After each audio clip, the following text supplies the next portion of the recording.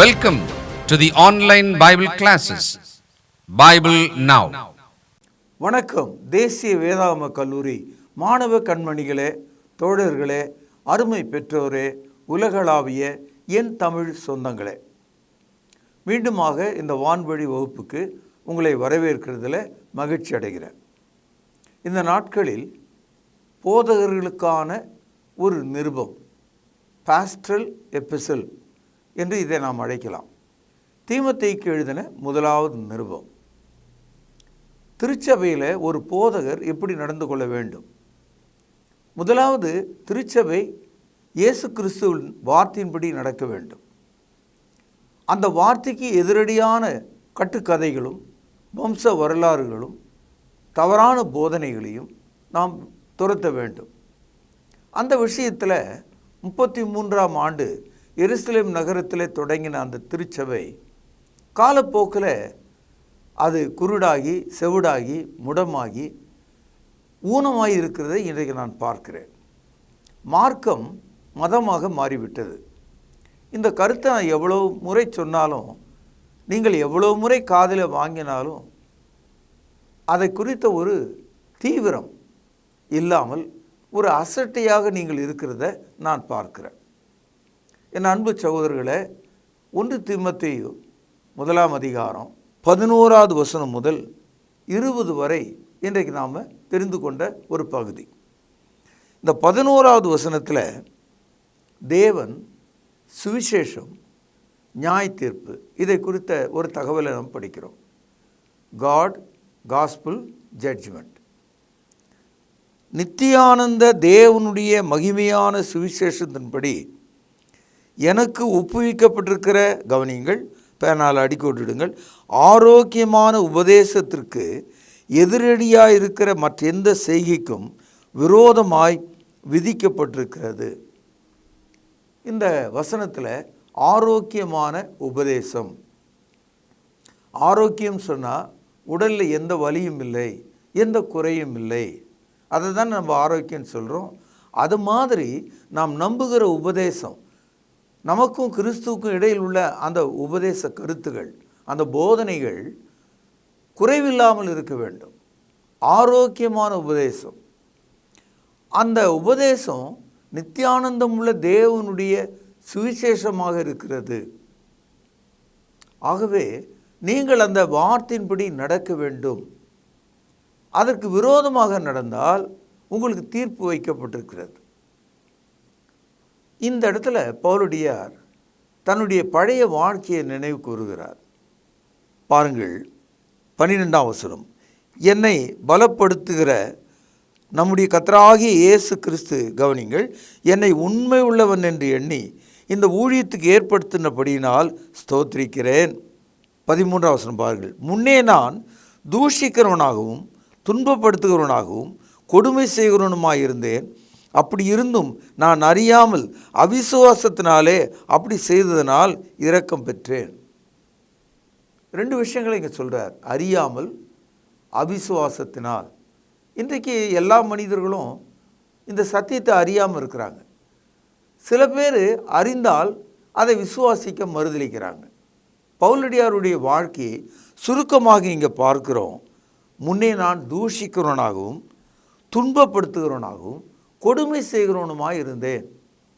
அப்போஸ்தலர் நடபடிகள் 7ஆம் அதிகாரம் 8ஆம் அதிகாரம் 9ஆம் அதிகாரத்தை நாம் படிக்கும்போது பவுலப்போஸ்தலர் 7ஆம் அதிகாரத்தில் ஸ்தேவான் கல்லால் அடித்து கொல்லப்படும் போது அதற்கான ஒரு நியமன சாட்சியாக பவுலடியார் இருந்தார். 8ஆம் அதிகாரத்தில் சபையை மிகவும் துன்பப்படுத்தினதுனால எருசலேமில் உள்ள கிறிஸ்தவர்கள் எல்லாரும் வீட்டையும் வயலையும் விட்டு, அவர்கள் அந்த தேசத்தை விட்டு யூதேயா சமாரியா பக்கங்களுக்கு ஓடி போனார்கள். அந்த தேசமே காலியாக போச்சு, எல்லாரும் ஓடி போனார்கள் என்று அப்போஸ்தலர் நடபடிகள் 8:4 நம்ம படிக்கிறோம். அதே போல் அப்போஸ்தலர் நடபடிகள் 9:2 படிக்கிறோம். தமஸ்குவில் உள்ள கிறிஸ்தவர்களை துன்புறுத்தவும், அவர்களை சங்கிலிகளால் கட்டி சிறையில் அடைக்கவும் கொல்லவும் அவன் புறப்பட்டு போனான் என்ற தகவலை படிக்கிறோம். இதை தான் அவர் ஞாபகப்படுத்தி சொல்கிறாரு. முன்னே நான் கடவுளுடைய நாமத்தை தூஷிக்கிறவனாகவும் துன்பப்படுத்துகிறவனாகவும் கொடுமைப்படுத்துகிறவாறு இருந்தேன்.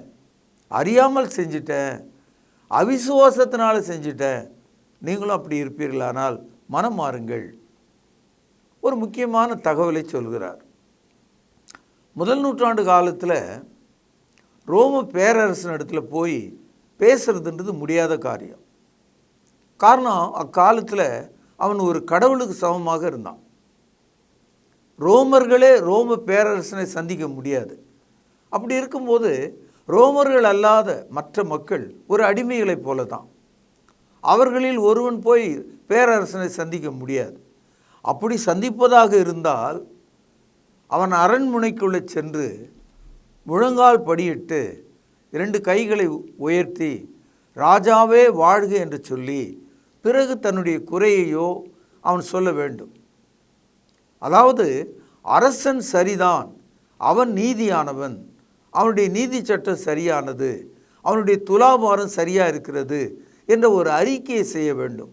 They must make a confession that Roman Caesar, the emperor, was right and just. அவன் சரியானவனும் நீதிமாயும் இருக்கிறான் என்று அறிக்கை செய்யணும். அதை ஆங்கிலத்தில் ஒர்தினஸ் அப்படின்னு சொல்கிறாங்க. இந்த ஒர்தினஸ்க்கு ஆப்போசிட் வேர்டு அன்வொர்தினஸ். பவுலடியார் இயேசு கிறிஸ்துவுடைய சுவிசேஷம் ஒரு மனிதனுக்கு சொல்லப்படும் போது அந்த சுவிசேஷம் எப்படி ரோம பேரரசனுக்கு முன்பாக முட்டியிட்டு மண்டியிட்டு கைகளை தூக்கி அறிக்கை செய்கிறானோ அப்படிப்பட்ட ஒரு அறிக்கையாக நான் உங்களுக்கு சொல்கிறேன் என்று சொல்லுகிறார்.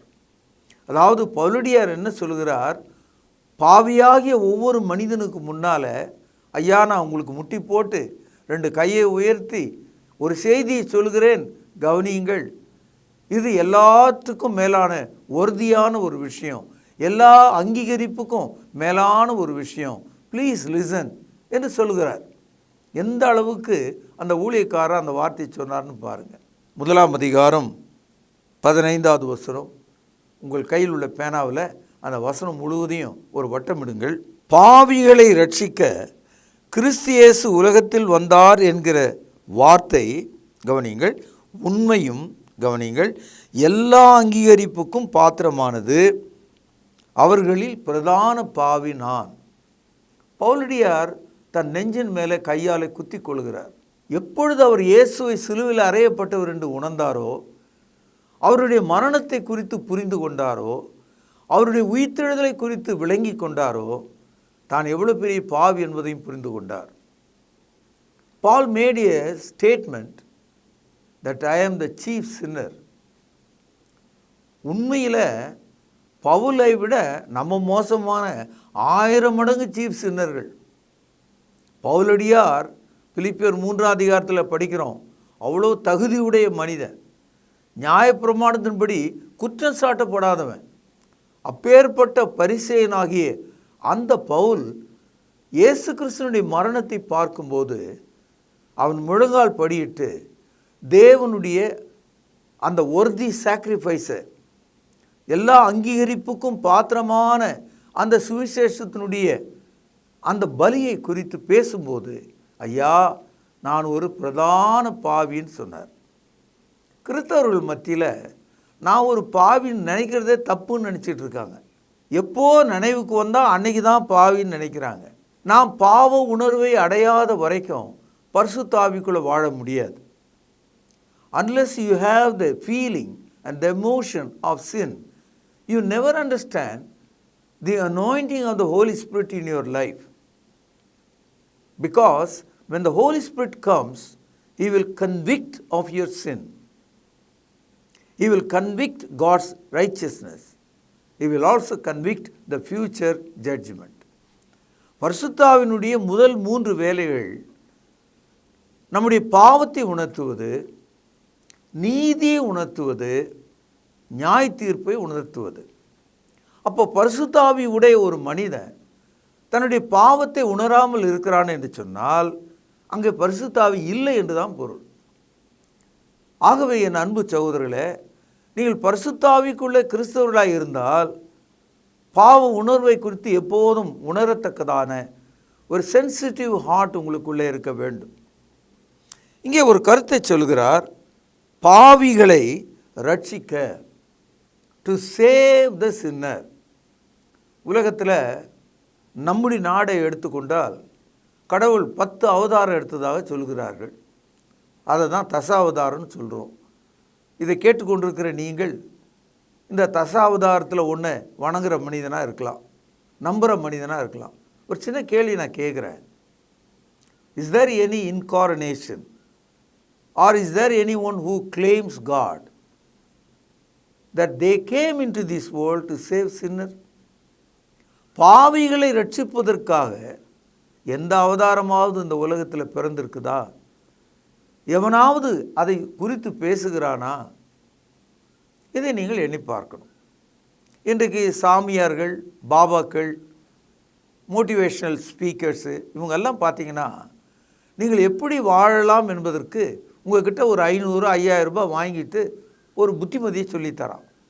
எந்த ஒரு ஆளாவது உன் பாவத்தை நீ வெறுத்து விடு, அதை உன் மடியில் கட்ட முடியாது, உன் பாவம் வழியிலே உன்னை கொல்லும் என்று சொல்லி தருகிறானா?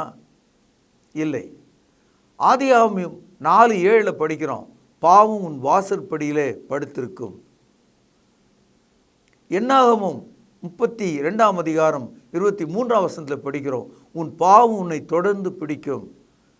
ரோமர் 6ஆம் அதிகாரம் 23ஆம் வசனத்தில் படிக்கிறோம், பாவத்தின் சம்பளம் மரணம். So when you open the Bible, you will be struck to understand that you are a sinner.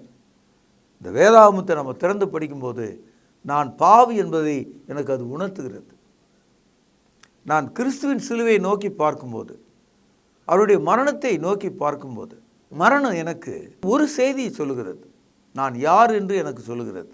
என் அன்பு சகோதரர்களே, பைபிளில் ஆதியாகமம் 22ஆம் அதிகாரத்தில் ஆபிரகாம் என்ற ஒரு மனிதன் தன்னுடைய மகனாகி ஈசாக்கை மோரியா மலையில் பலியாக கொடுக்கும்படி அவனை பலிபீடத்தின் மீது வைத்தான் என்ற ஒரு தகவலை நம்ம படிக்கிறோம்.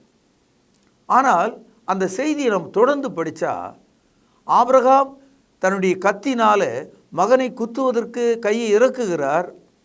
அந்த கத்திக்கும் மகனுக்கு இடையில் கடவுளுடைய வார்த்தை வருகிறது, ஆபிரகாமே நீ உன் பிள்ளையாண்டான் மேலே உன்னுடைய கையை போடாதே. என் அன்பு சகோதரர்களே, அதுக்கு பிறகு ஆபிரகாம் பலிபீடத்தின் மீது இருந்த ஈசாக்கை இறக்கி அவிழ்த்து அவனை விடுதலை செய்கிறார். அப்படியானால் பைபிள் முழுக்க man cannot offer another man as a sacrifice. Even Abraham, our father in the faith, he never offered his son as a sacrifice. But God of heaven, he offered his only son as a only sacrifice. Please underline this point. வானத்தின் கடவுள் தன்னுடைய ஒரே பேரான குமாரனை நம்முடைய ஒரே பலியாக ஒப்பு கொடுத்தார். This is the theme of the Bible. God offered his only son as a only sacrifice. You never read it in other religion, in any religious book. என் அன்பு சகோதரனே, இதை நீ உணர்ந்து கொள்ளணும். எப்படி ரோம பேரரசனுக்கு முன்னால் முட்டி போட்டு கையை தூக்கி அறிக்கையிட்டு ஒரு மனிதன் பேசுகிறானோ, அவ்விதமாக பவுலடியார் பாவியாகி இந்த உலகத்து மக்களுக்கு சொல்கிறார், ஐயா நான் சொல்கிறது எல்லா அங்கீகரிப்புக்கும் பாத்திரமான ஒரு வார்த்தை.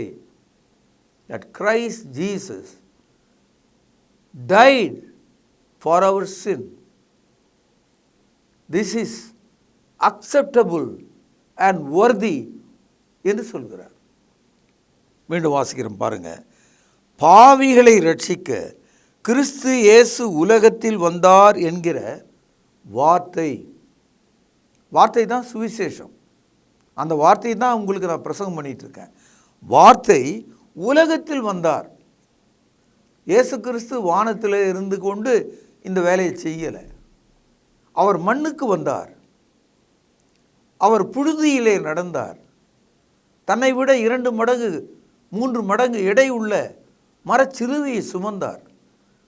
ஏறக்குறைய 3 கிலோமீட்டர் தூரத்துக்கு அதை சுமந்து சென்றார்.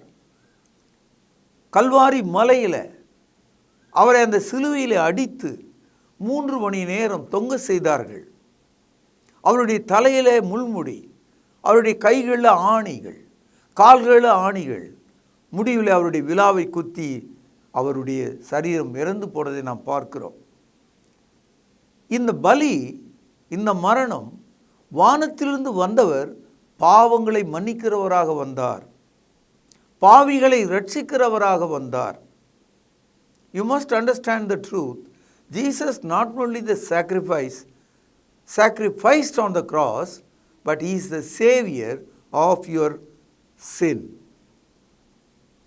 அநேக சமயங்களில் இயேசு சிலுவையில் மரித்தார் என்பதை நீங்கள் ஒத்துக்கொள்ளலாம்.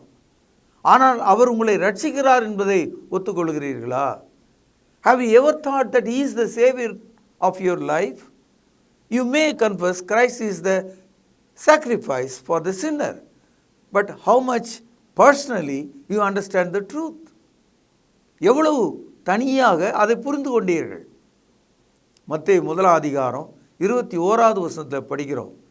அவருக்கு இயேசு என்று பெயரிடுவாயாக, ஏனெனில் அவர் தமது ஜனங்களின் பாவங்களை நீக்கி அவர்களை ரட்சிப்பார். The very birth of Christ reveals that he is the savior of the sinner, which means Jesus. இயேசு என்ற வார்த்தைக்கு அவர் நம்முடைய பாவங்களை மன்னிக்கிறவர் என்று பொருள்.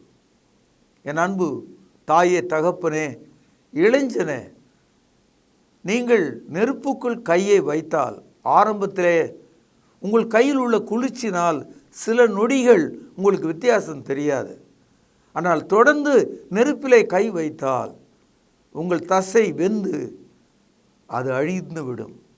அவ்விதமாகவே நீங்கள் பெரிய நெருப்பு துண்டுகளை ஒரு துணியிலே கட்டி மடியிலே கட்டிக்கொள்வீர்களானால் உங்கள் குடல் முழுவதும் கருகி எரிந்துவிடும்.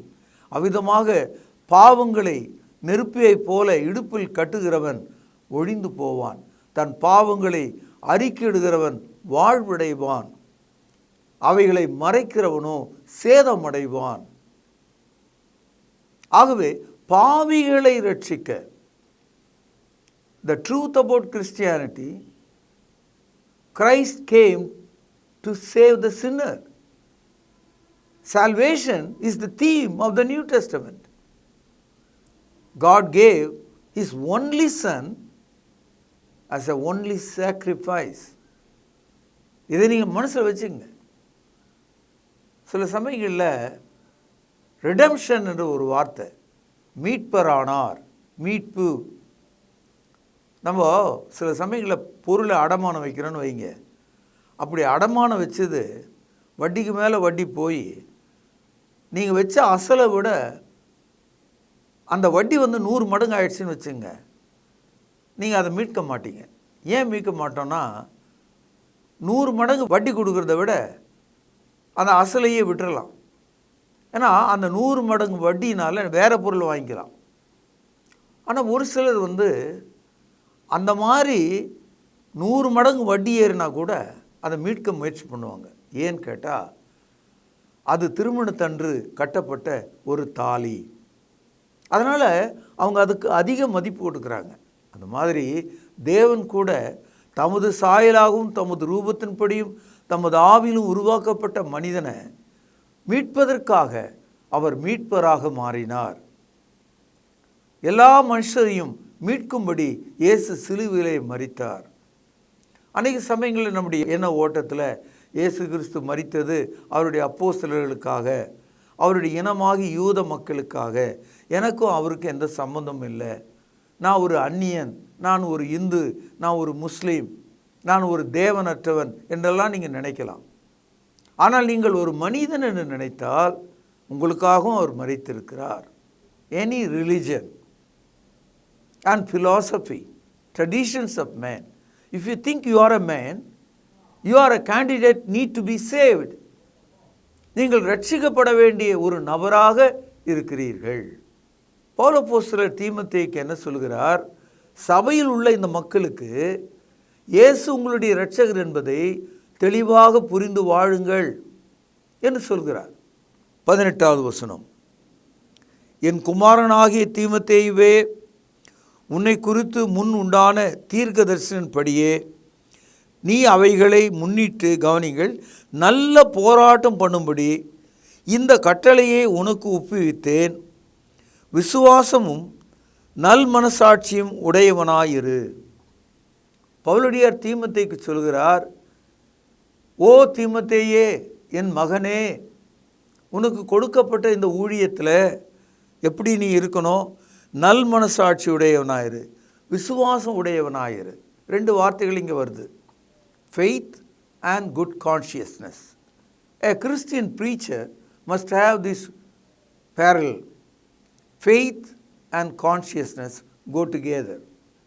அநேக சமயத்தில் நான் ஒரு விசுவாசின்னு சொல்கிறவங்கள நான் பார்த்துருக்கேன். ஆனால் அவங்க மனசாட்சி துரோகமாக இருக்கும். சில பேர் என் மனசாட்சி நெஞ்சில் குத்திக்குவான், ஆனால் அவனுக்கும் விசுவாசத்துக்கும் சம்பந்தம் இல்லை.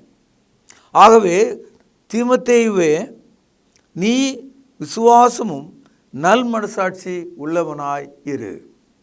என் அன்பு சகோதரர்களே, கடந்த நூற்றாண்டில் 1912வது வருஷம் ஏப்ரல் மாதம் 14-15 தேதி அளவில் உலகத்தில் ஒரு கப்பலை விட்டாங்க. இங்கிலாந்துலேருந்து அமெரிக்கா போகுது. அதுக்கு வைத்த பேர் டைட்டானிக். அந்த டைட்டானிக்கை கட்டி முடித்த போது இந்த கப்பல் ஒரு காலம்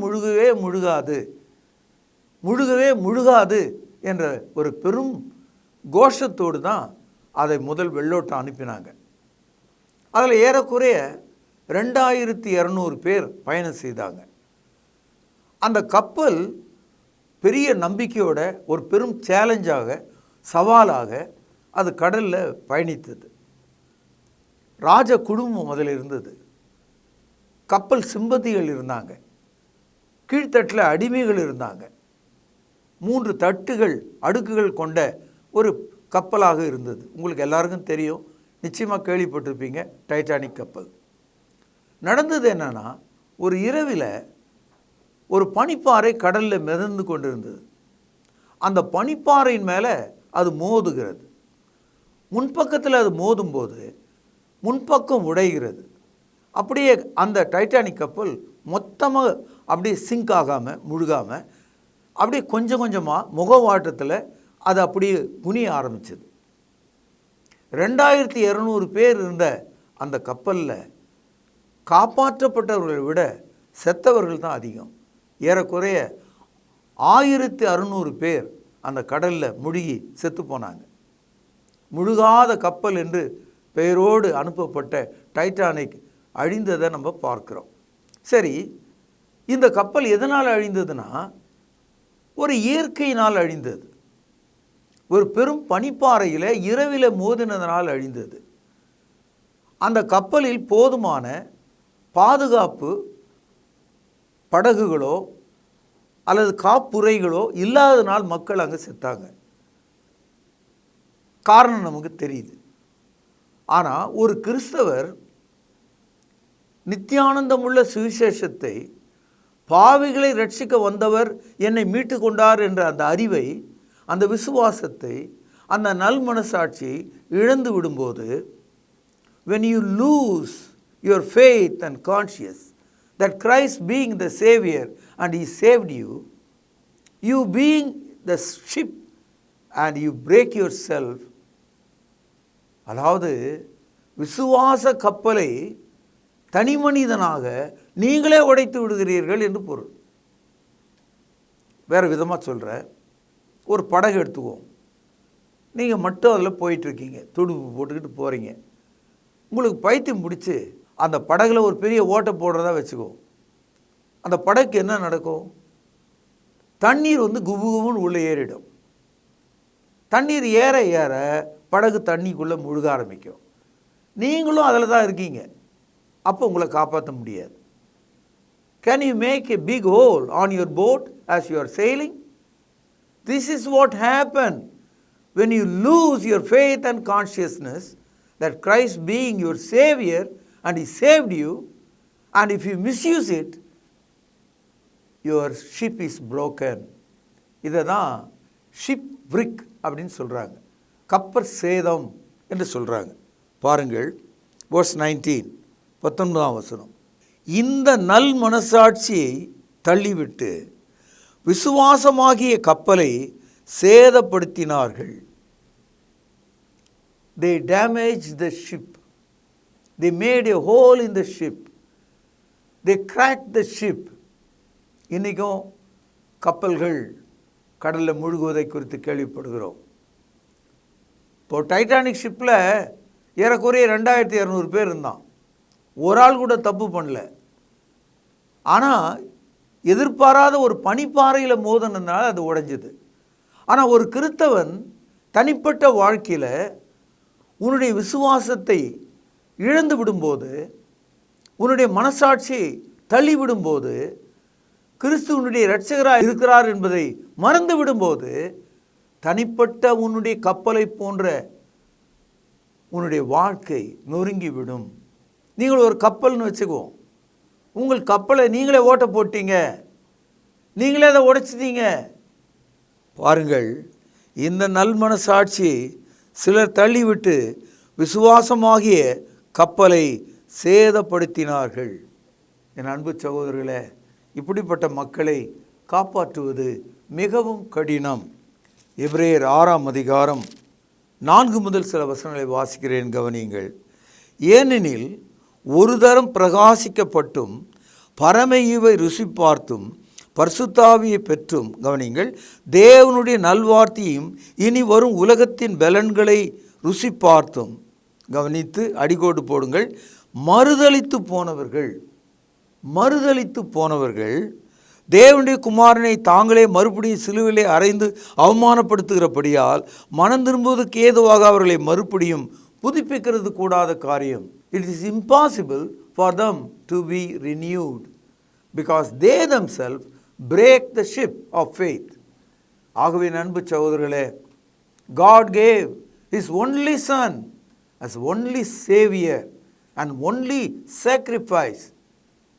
தேவன் தமது ஒரே பேரான குமாரனை ஒரே இரட்சகராக ஒரே பலியாக தந்திருக்கிறார் என்ற இந்த கருத்தை உங்கள் மனதில் நன்றாக ஊன்றிக்கொள்ளும்படி கேட்டு செய்தி நிறைவு செய்கிறேன். நாளை தொடரை நாம் சந்திக்கலாம். பிரார்த்தனை செய்வோம். பரிசுத்த நிறைந்த தகப்பனே, உம்முடைய பாதத்தண்டை விழுந்து கெஞ்சுகிறோம். விசுவாச கப்பலை நாங்கள் உடைத்து போடாதபடிக்கு ஆண்டவரே, நாங்கள் சுத்த மனசாட்சியின் கீழ் உம்முடைய சித்தம் செய்ய உமது பேர் அருளை எங்களுக்கு தாரும்.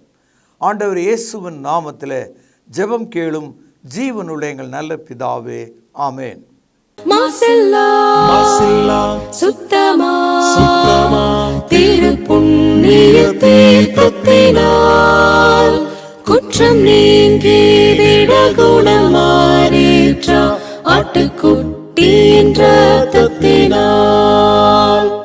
மாசில்லா சுத்தமா திரு புண்ணிய தீர்த்தத்தினால் குற்றம் நீங்கி விட குணமாறேற்ற ஆட்டுக்குட்டியின் இரத்தத்தினால்.